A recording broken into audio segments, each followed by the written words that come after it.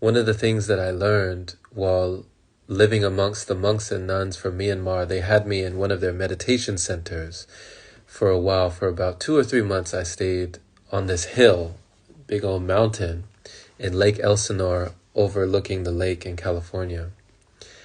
And you had to drive up this winding road just to get up to this house. And to me, it was a mansion. I mean, it was like this whole building to myself. All I had to do was just sit and meditate and just breathe, right? And this is where I learned for the first time in my life, I was quiet enough to find out one of life's greatest truths. And to you, it might seem elementary, like Sherlock Holmes always said. It might seem like, come on, Jerome, how did you not know this? Like, these are the basics. Like, this is preschool here. But I learned for the first time that I could not think a positive thought and a negative thought at the same time. Can you imagine? Can you imagine the epiphany, the sudden, the realization, Eureka! Oh my God. Are you kidding me? I can't think a positive thought and a negative thought at the same time. It was like a slap in the face from the universe. It was like God came down and just slapped me and said, wake up. Don't you realize that happiness is a choice? Don't you realize that anger is a choice? Don't you realize that you have the option? Don't you realize that you have free will? You don't have to be sad. You can be glad. You don't have to be mad, right? And I actually tried in earnest. I said, okay, let me try as an experiment, just to test it out. And you can test it out too. Consider the following, defer to your notes, and tell me your findings.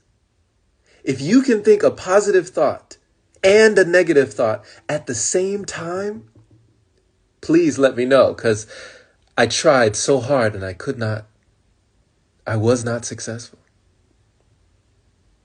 And it was a revelation to me. It was a realization for me to know that it had always been within my power, every minute and every hour. I did not have to be sour. I didn't have to let my mood devour my mind. I could rest in the sublime. I could allow that light to shine at any point in time. And it was like a permission slip. It gave me permission to see my own vision.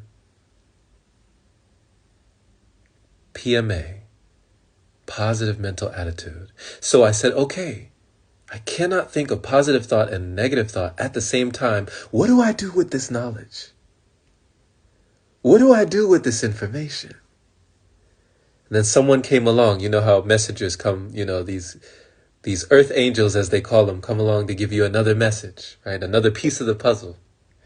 They said, Jerome, whatever you focus on the longest grows the strongest. I said, huh? Come again? He said, you heard me. Did I stutter? I said, whatever you focus on the longest grows the strongest. So I said, okay, let me go back to my notes. Okay. Right. Okay. I can't think a positive thought and negative thought at the same time. It is a choice. Focus the longest, the strong. So wait, if I focus on what I want instead of what I don't want, what would happen?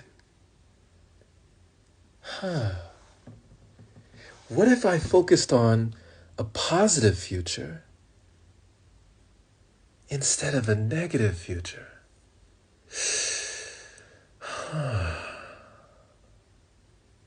And I think you know the rest. But at that time, it was a lot to digest. So time will be the test, my friend. May you be at your best. May you always be blessed with the notion that you can be your own alchemical potion, that you can raise your energy quotient by just having that love and devotion for your thoughts.